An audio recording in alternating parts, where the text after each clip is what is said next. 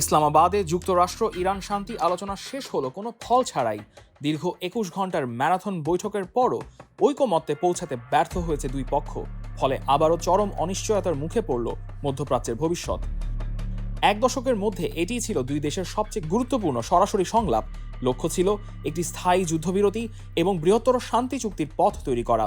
কিন্তু আলোচনার মূল বাধা হয়ে দাঁড়ায় ইরানের পারমাণবিক কর্মসূচি।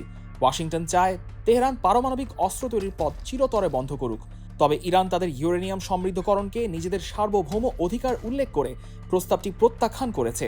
উল্টো বিদেশে জব্দ করা সম্পদ ফেরত এবং সব নিষেধাজ্ঞা তুলে নেওয়ার দাবিতে অনড় রয়েছে তেহরান। এই কূটনৈতিক অচলাবস্থার মধ্যে মার্কিন প্রেসিডেন্ট ডোনাল্ড ট্রাম্পের নীরবতা জন্ম দিয়েছে নতুন রহস্যের।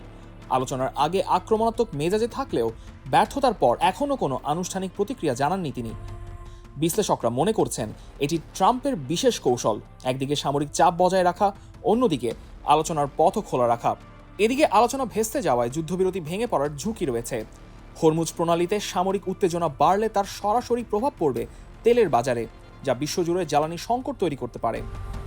যদিও পাকিস্তান সহ মধ্যস্থতাকারী দেশগুলো এখনও হাল ছাড়েনি, তবে প্রশ্ন থেকেই যাচ্ছে এই অচল অবস্থা কি মধ্যপ্রাচ্যকে নতুন কোনো যুদ্ধের দিকে ঠেলে দিবে, নাকি শেষ পর্যন্ত আবারও আলোচনার টেবিলে ফিরবে দুই পক্ষ।